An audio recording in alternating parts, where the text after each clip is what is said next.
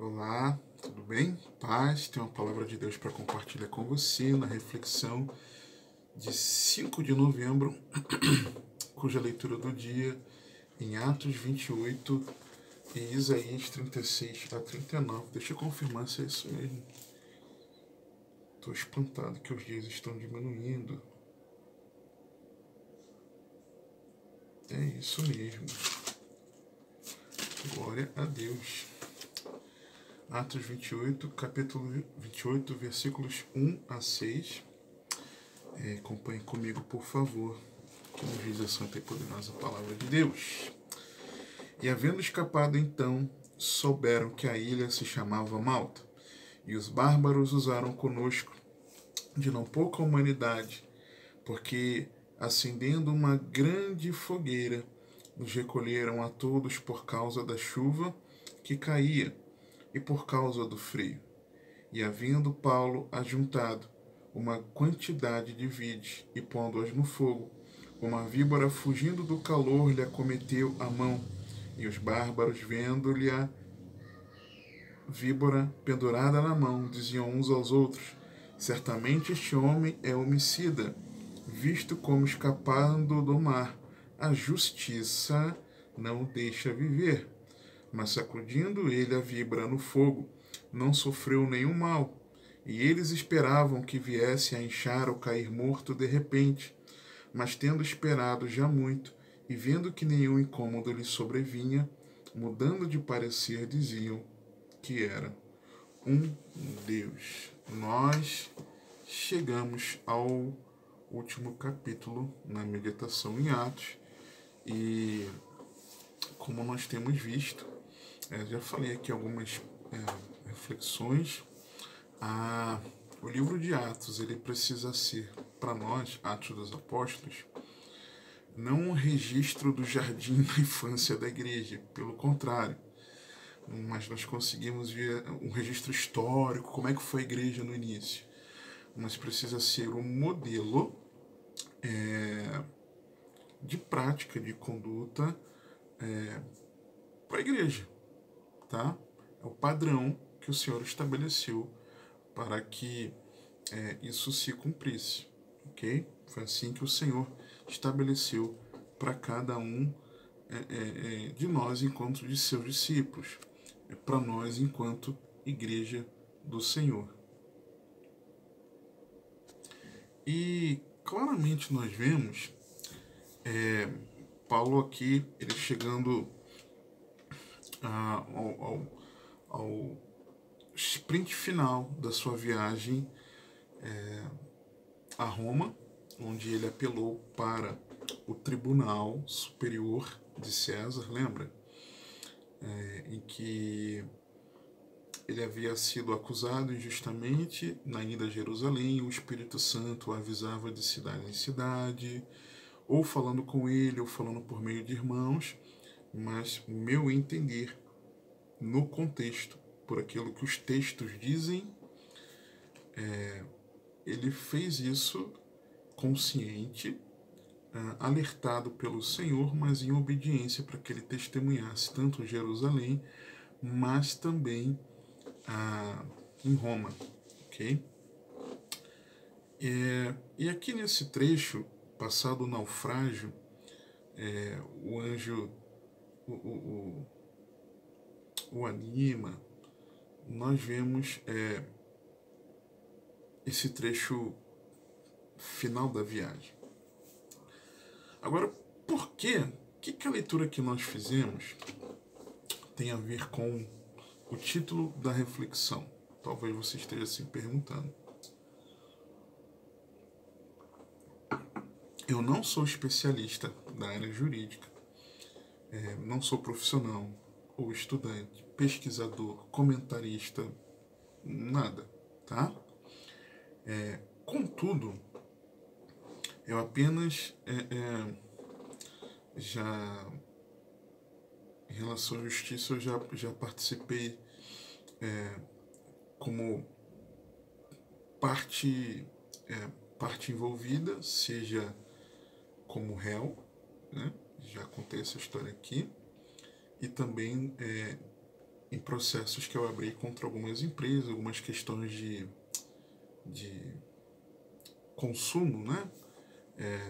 Tem a ver com código do consumidor, essas coisas. E em todas as ocasiões a justiça me foi favorável.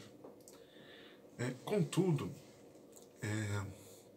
nós sabemos da existência de leis, sentenças, tribunais, instâncias, procuradores, defensores, oficiais de justiça, advogados, juízes, magistrados e até algumas estrelas, alguns popstars em nossos dias, que muito tem levado a grande parte da população do nosso país se revoltar. Vide as decisões que têm sido tomadas, algumas decisões arbitrárias que têm sido tomadas. Mas algo no texto me chama a atenção, que é sobre o processo legal da justiça divina. Vamos por parte. Versículo 1. Havendo escapado, então souberam que a ilha se chamava Malta. Como Deus disse, através de uma mensagem enviada por um anjo, uma mensagem que Paulo confiou inteiramente, nenhuma daquelas 276 vidas no navio foram perdidas com o naufrágio, tá? Como está relatado aqui anteriormente. No verso 2, e é dito inclusive que eles dariam em uma ilha, e de fato eles chegam a uma ilha. E é interessante nós vermos no mapa, é que eu não vou conseguir um mapa fácil aqui. Deixa eu ver se eu saber. Aqui tem mapa. O trecho final, nós vemos na viagem de Paulo como estava olhando com minha filha, mostrando ela no mapa sobre as viagens e tudo, e como um bom trecho da viagem é uma viagem só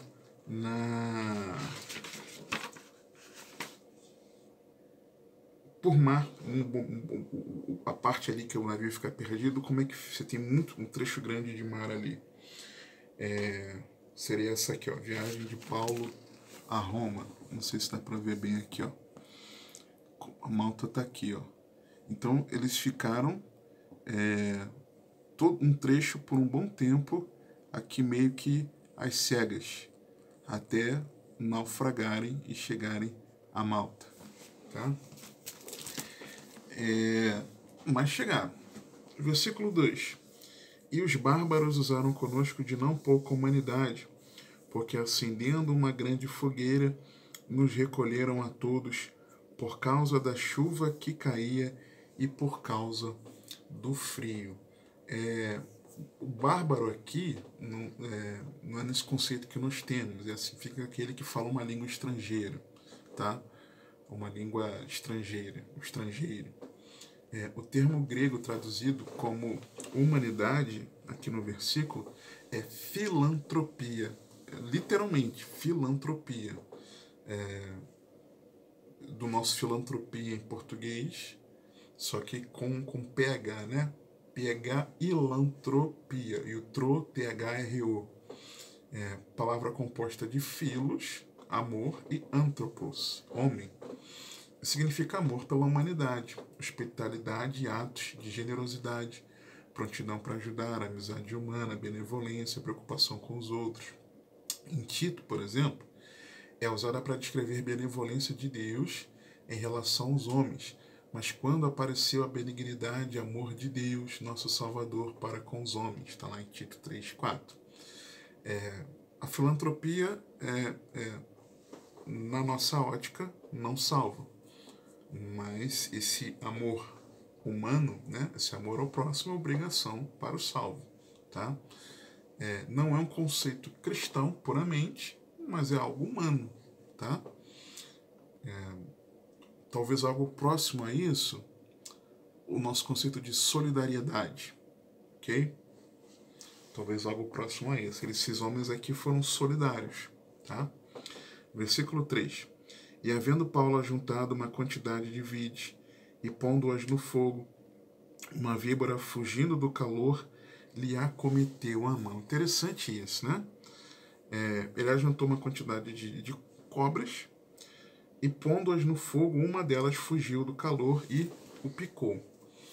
Paulo fez o certo para proteger a todos, e mesmo assim ele foi atacado por uma das víboras. E isso deixa um exemplo para nós de que fazer o correto não significa necessariamente a ausência de males. Paulo fez o certo, mas mesmo fazendo o certo, ele sofre com esses males, ok? Assim sou eu e você. Tem coisas que são certas que devemos fazer, mas sofremos mesmo fazendo a coisa certa. Versos 4 a 6. E os bárbaros, vendo-lhe a víbora pendurada na mão, diziam uns aos outros: certamente este homem é homicida, visto como escapando do mar. A justiça não o deixa viver. Mas sacudindo ele a víbora no fogo, não sofreu nenhum mal.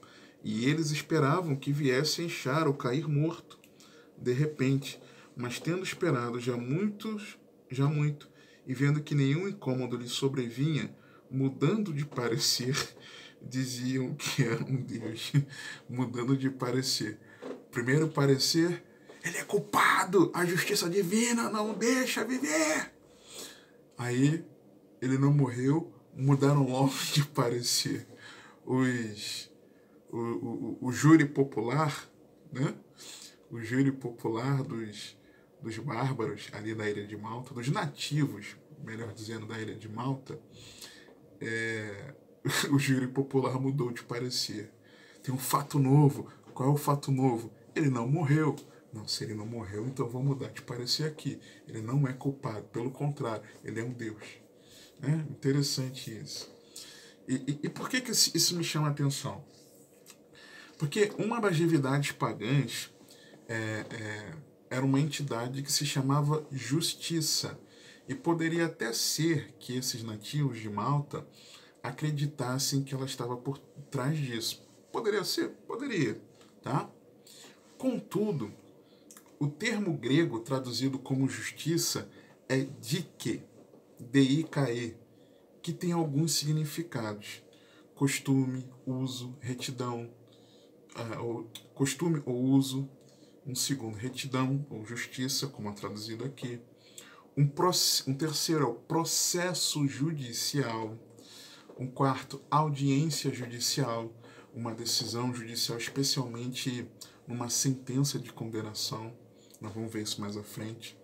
Execução de uma sentença, punição, sofrer punição, e também considerado como justiça divina, uma justiça vingadora. Por isso que eu estou dizendo que é o processo, chamando de o processo legal da justiça divina. E aí, outros textos no Novo Testamento, com ocorrência do termo grego dik, são o seguinte. Um que fala sobre sentença, condenação. Atos 25, 13 a 16. E passados alguns dias, o rei Agripa e Berenice vieram a Cesareia a saudar Festo. Nesse contexto recente da meditação em Atos.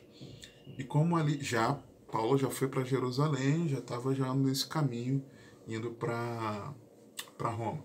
E como ali ficassem muitos dias, Festo contou ao rei os negócios de Paulo, dizendo: um certo homem foi deixado por Félix, aqui preso, por cujo respeito os principais dos sacerdotes e os anciãos dos judeus, estando eu em Jerusalém, compareceram perante mim pedindo sentença. Sentença que é o dik.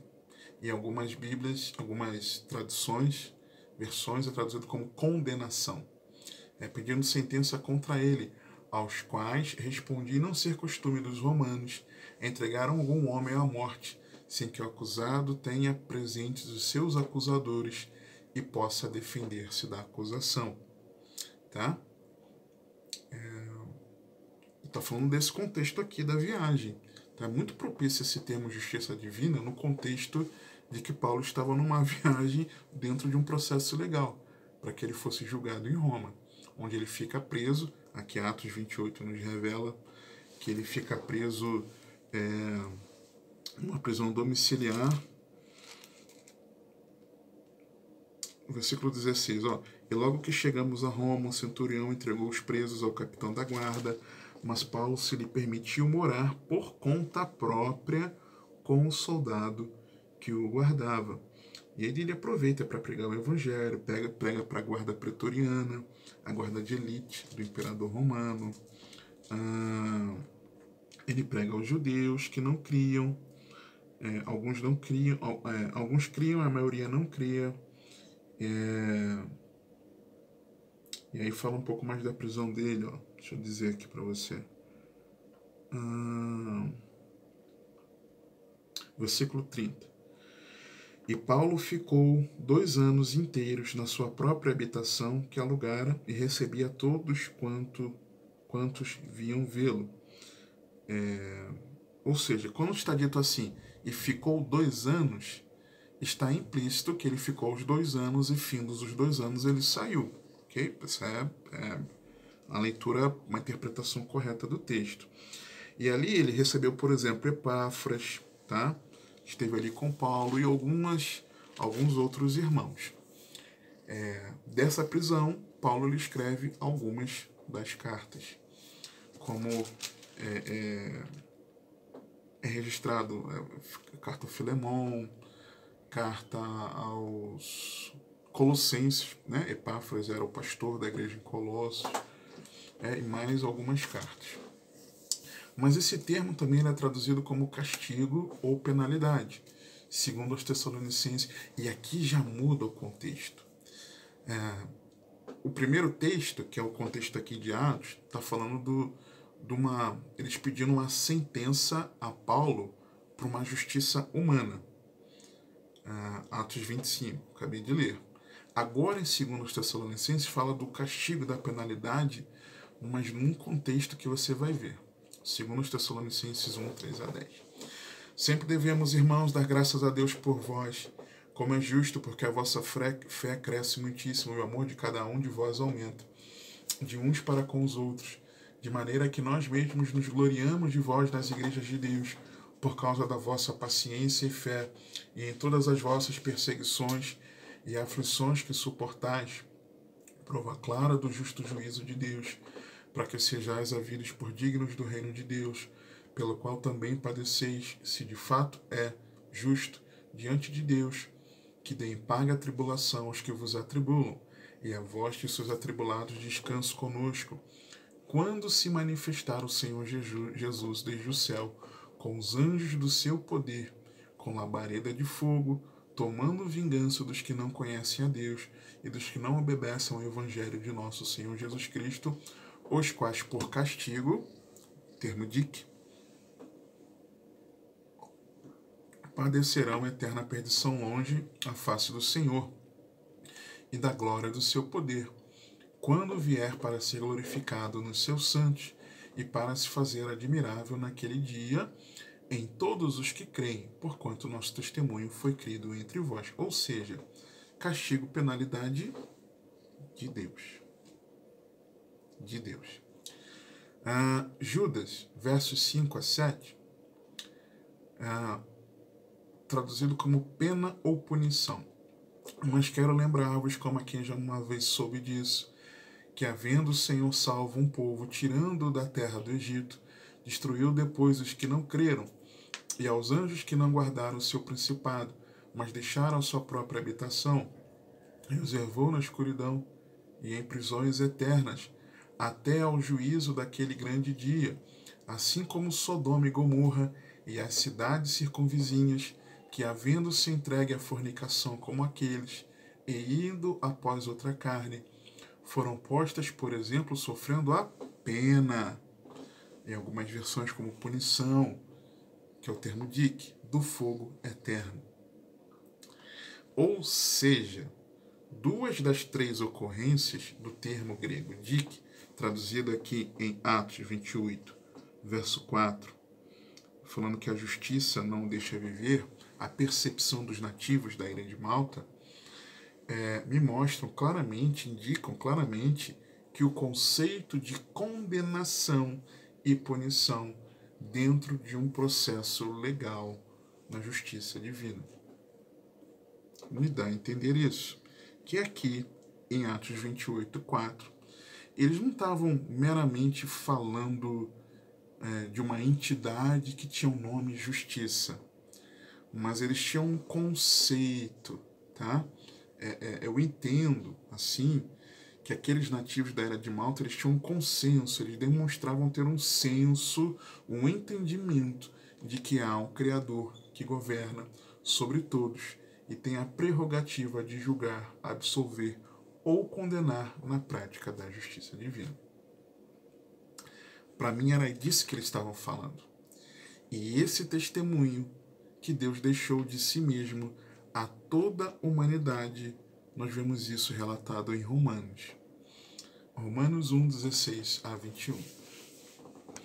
Porque não me envergonho do Evangelho de Cristo, pois é o poder de Deus para a salvação de todo aquele que crê.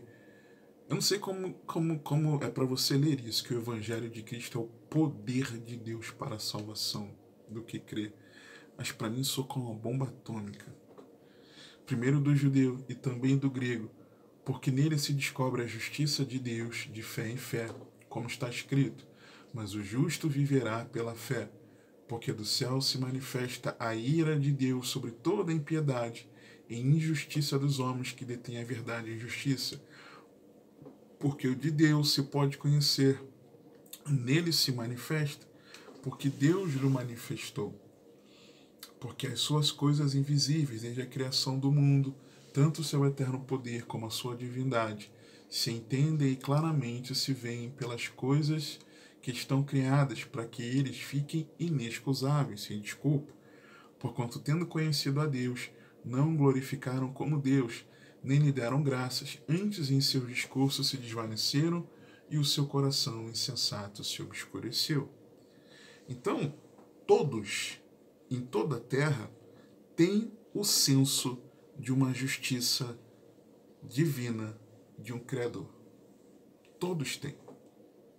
E para mim, era disso que esses nativos aqui de Malta falavam. E é por isso que eu preciso falar com você sobre esse processo legal da justiça divina. Nós encontramos alguns termos relativos, originados de, ou irmãos, do termo dik, no original grego, vamos dizer assim, termos do conjunto de termos ali, daquela família, que nos mostra um pouco desse processo legal da justiça divina. Quero começar falando que o julgamento é justo, tá? Ah, mas você falou da sentença, da punição eterna de Sodoma e Gomorra, que foram postos como exemplo do juízo eterno, e você também falou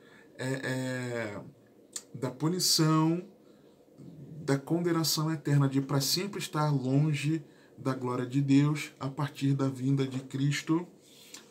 Eu quero dizer que sim, e que o julgamento ele é justo. Romanos 2:1-11.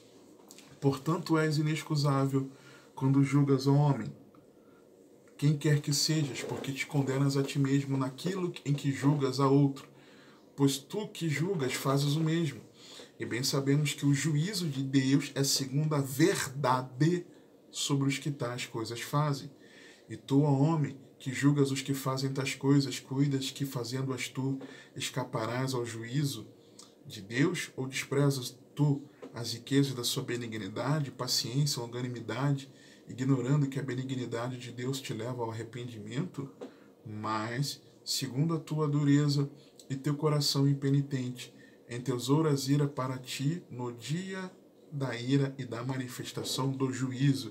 E aqui um termo cognato é o que é o dikaiocresia, que é o juízo, tá? É um julgar reto de Deus, o qual recompensará cada um segundo as suas obras, a saber, a vida eterna aos que com perseverança em fazer o bem procuram glória, honra e incorrupção, mas a indignação e a ira aos que são contenciosos, desobedientes à verdade e obedientes à iniquidade. Tribulação e angústia sobre toda a alma do homem que faz o mal, primeiramente do judeu e também do grego. Glória, porém, honra e paz a qualquer que pratica o bem, primeiramente ao judeu e também ao grego, porque para com Deus não há acepção de pessoas. O julgamento de Deus é justo. Deus é justo.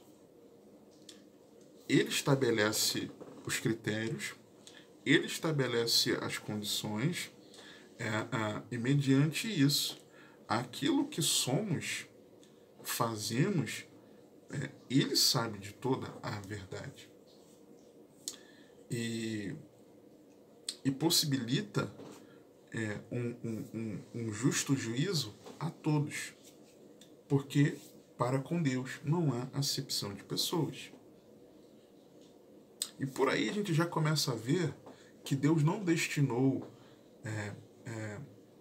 predestinou os seus privilegiados para que estejam salvos e os que não foram privilegiados para a condenação. Tá? Deus não elegeu indivíduos que serão salvos ou perdidos, porque para com Deus não há acepção de pessoas, porque o juízo dele é segundo a verdade. O juízo dele não é segundo uma predileção.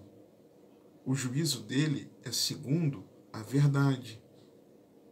E a justa retribuição, ela vem mediante aquilo que nós correspondermos. E ao longo aqui nós vamos ver. E por quê? Para começo de conversa, todos nós merecemos ir para o inferno. Eu mereço ir para o inferno. Você, que está me ouvindo, merece ir para o inferno. Qualquer outra pessoa, qualquer familiar seu, amigo, irmão em Cristo, pessoa que você ama muito, todos merecem ir para o inferno. Daqueles que aos nossos olhos são as piores pessoas, que fazem as piores perversidades, ou daqueles que consideramos os mais bonzinhos, que praticam as mais boas ações, que têm as mais nobres atitudes, todos merecemos ir para o inferno. Ponto. Porque não há um justo sequer. Romanos 3, 10 a 12.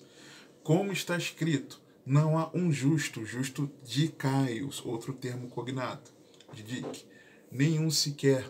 Não há ninguém que entenda, não há ninguém que busque a Deus, todos se extraviaram e juntamente se fizeram inúteis. Não há quem faça o bem, não há nenhum só. Tem alguma reflexão que eu já gravei, se não esse ano, anteriormente, com base nisso aqui. Outra coisa, e aí, qual é a maravilha de tudo isso? É porque é um termo que está aí muito em voga, né? Nós também somos, talvez você ria, talvez não, mas nós somos descondenados pela graça. Romanos 3, 23 e 24. Porque todos pecaram, nosso crime, tá? Nossa culpa. Qual é a condenação? E destituídos estão da glória de Deus. Qual é a descondenação? Sendo justificados de Caio gratuitamente pela sua graça, pela redenção que há em Cristo Jesus. Você e eu já somos condenados à perdição eterna. Mas em Jesus, pela graça de Deus, que nos concede a oportunidade de salvação, pela graça de Deus, por algo que nós não merecemos, mas pelo grande amor de Deus, oferecendo o seu Filho Cristo Jesus, você e eu, em Cristo Jesus, na redenção que há em Cristo Jesus, nós somos descondenados. É isso que você é. Eu não sou inocentado, você não é inocentado, mas você e eu, em Jesus, nós somos descondenados. E não importa a gravidade dos crimes. Todo pecado é um crime que nós cometemos contra Deus, ok? 1 Coríntios 6, 9 a 11. Não sabeis que os injustos não hão de herdar o reino de Deus? Não erreis, nem os devassos, nem os idólatras, nem os adúlteros, nem os efeminados, nem os sodomitas, nem os ladrões, nem os avarentos, nem os bêbados, nem os maldizentes, nem os roubadores herdarão o reino de Deus. E é o que alguns têm sido, mas haveis sido lavados, mas haveis sido santificados, mas haveis sido justificados, de Caio, em nome do Senhor Jesus e pelo Espírito do nosso Deus.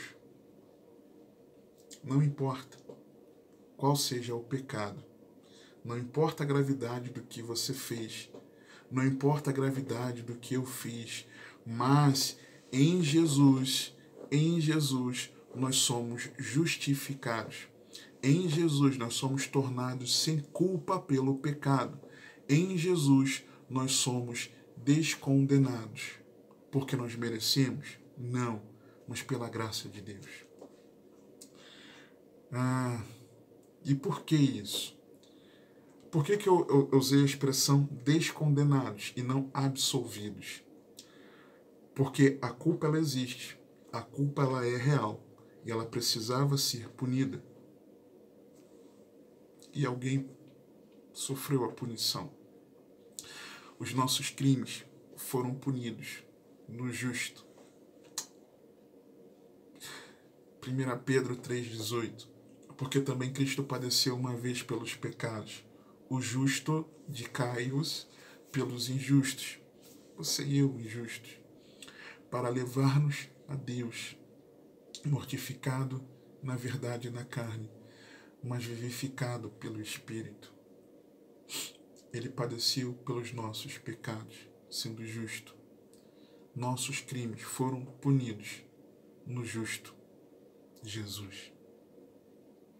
Por isso, a condenação que era sobre mim e você, em Cristo, ela é retirada. E dentro desse processo legal da justiça divina, Deus é a autoridade suprema do tribunal. E ponto. Romanos 3, 25 e 26.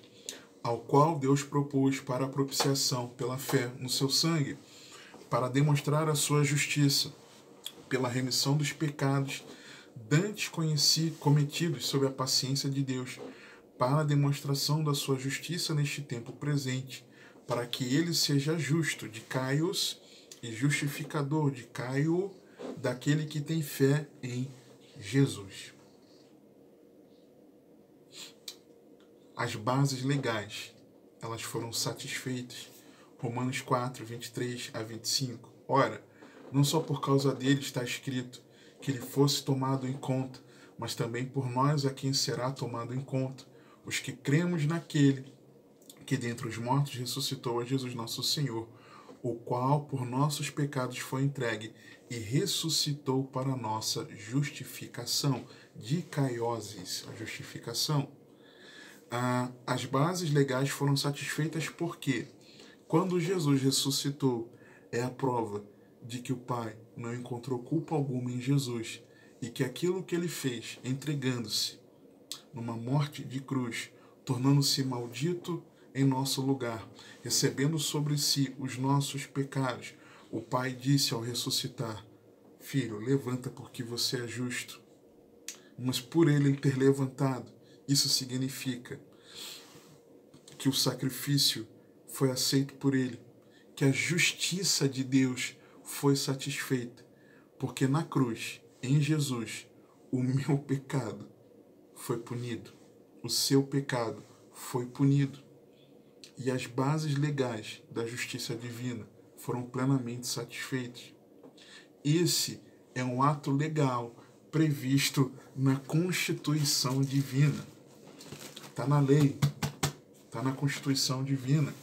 Gálatas 3, 8 e 9. Ora, tendo a Escritura previsto que Deus havia de justificar, o de Caio, mais uma vez, pela fé os gentios, anunciou primeiro o Evangelho a Abraão, dizendo: todas as nações serão benditas em ti, de sorte que os que são da fé são benditos com o crente Abraão.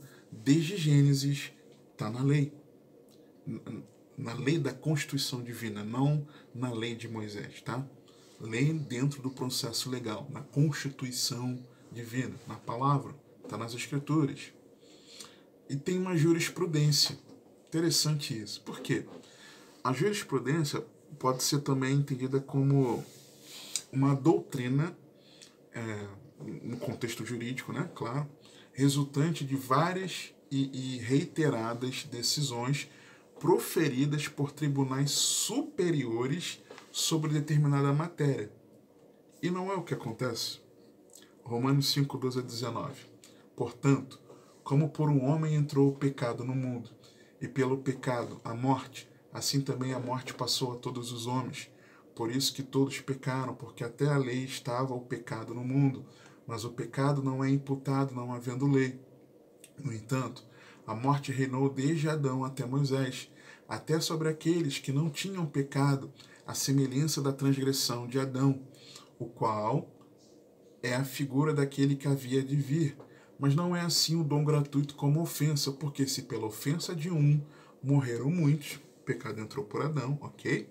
Muito mais a graça de Deus e o dom pela graça, que é de um só homem, Jesus Cristo, abundou sobre muitos. E não foi assim o dom como a ofensa, por um só que pecou, porque o juízo veio de uma só ofensa, na verdade, para a condenação, mas o dom gratuito veio de muitas ofensas para a justificação. É outro termo da família, né? De dikaioma. Porque se pela ofensa de um só a morte reinou por esse, muito mais os que recebem a abundância da graça e do dom da justiça reinarão em vida por um só, Jesus Cristo. Pois assim como por uma só ofensa veio o juízo sobre todos os homens, que eu estou falando desde o início, esse juízo, para a condenação, assim também, por um só ato de justiça, de Kaioma, veio a graça sobre todos os homens para justificação de vida, a dikaiosis. Porque como pela desobediência de um só homem, muitos foram feitos pecadores, assim, pela obediência de muitos, muitos serão feitos justos. Jurisprudência. É algo que, pelo sacrifício de Jesus, aqueles que estiverem em Cristo, seja do passado, seja hoje, seja amanhã, em Cristo Jesus, essa jurisprudência da justificação que há em Cristo Jesus, ela é atribuída àquele que antes era um criminoso diante de Deus, inimigo de Deus. E não há possibilidade de manobra jurídica. Não há. Não tem jeitinho, não tem juiz corrupto, não tem procurador, magistrado, brecha na lei, não tem. Gálatas 5, de 1 a 5. Estai, pois, firmes na liberdade com que Cristo nos libertou, e não torneis a colocar-vos debaixo do jugo da servidão. Eis que eu, Paulo, vos digo que se vos deixar de circuncidar, Cristo de nada vos aproveitará. E de novo protesto a todo homem que se deixa circuncidar, que está obrigado a guardar toda a lei. Separados estáis de Cristo, vós os que vos justificais, de Caio pela lei, da graça tendes caído. Porque nós, pelo Espírito da fé, aguardamos a esperança da justiça. Não tem jeitinho. Ser justificado somente por Jesus Cristo. Você e eu sermos descondenados da perdição eterna somente em Jesus. Somente em Jesus há salvação. Somente em Jesus a cédula de dívida que havia contra mim e você, ela é rasgada. Somente em Jesus. Não tem brecha, não há possibilidade de manobra jurídica. Não há jeitinho, não há brecha na lei. Somente em Jesus. E se, por algum descuido, houver algum novo crime, meu e seu, nós temos um advogado justo. 1 João 2, 1 e 2. Meus filhinhos, estas coisas vos escrevo para que não pequeis, E se alguém pecar, temos um advogado para com o Pai, Jesus Cristo, o justo, de Caios, e ele é a propiciação pelos nossos pecados, e não somente pelos nossos, mas também pelos de todo o mundo. Agora como? Como então passar pela justiça divina e sermos descondenados da culpa pelo pecado? Em primeiro lugar, submetendo-se a esse processo legal da justiça divina pela fé em Jesus Cristo. Romanos 5, 1 e 2. Tendo sido, pois, justificados pela fé, temos paz com Deus por nosso Senhor Jesus Cristo, pelo qual também temos entrada pela fé a esta graça, na qual estamos firmes e nos gloriamos na esperança da glória de Deus. Esperança da glória, que por sinal, Colossenses 1, 27, é Cristo em nós. Nós nos submetemos a esse processo pela fé em Jesus. É pela fé em Jesus que nós somos reconciliados com Deus. É pela fé com Jesus que nós deixamos de ser inimigos de Deus. É pela fé em Jesus que nós somos justificados, tornados sem culpa, descondenados. E nós fazemos isso cumprindo a única exigência legal, que é o arrependimento dos nossos pecados. Atos 17, 30 e 31. Mas Deus, não tendo em conta os tempos da ignorância, ordena agora a todos os homens e em todo lugar que se arrependam, porquanto tem determinado um dia em que com justiça, o outro termo aí, de Kaiosune, há de julgar o mundo por meio do homem que destinou. E disso deu certeza a todos, ressuscitando dentre os mortos. Era essa a mensagem da descondenação, da perdição eterna, no processo legal da justiça divina, que Paulo passou a sua vida anunciando. E na sua prisão em Roma, aqui nessa viagem, foi o que ele estava anunciando. Era o que ele pregava. Ele anunciava, proclamava o Evangelho de Cristo. Versículo 23.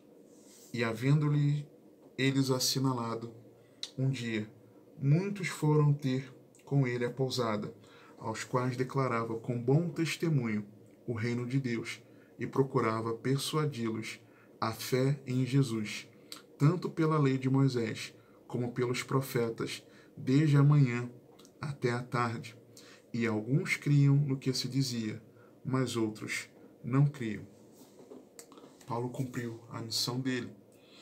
Aqueles nativos de Malta acreditavam que a justiça divina, o parecer deles é que a justiça divina o faria morrer, porque ele tinha culpa no cartório. Se não morreu no naufrágio, vai morrer porque foi picado pela cobra. Mas logo eles mudaram de parecer, porque a justiça divina não condenou Paulo à morte. Mas Paulo anunciava essa justiça divina, em que pela fé em Jesus Cristo nós somos justificados.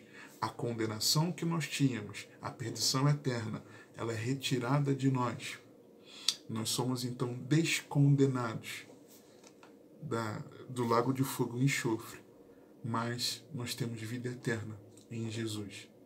É essa mensagem de que pela fé em arrependimento de pecados, nós temos vida eterna em Jesus. É essa mensagem que Paulo pregava. É essa mensagem que eu me esforço para pregar. E que todos nós, enquanto discípulos de Cristo, precisamos anunciar. Que o Senhor te abençoe e te guarde, que Ele te conduza e governe a sua vida, porque você tem acesso a esse processo legal da justiça divina em Jesus.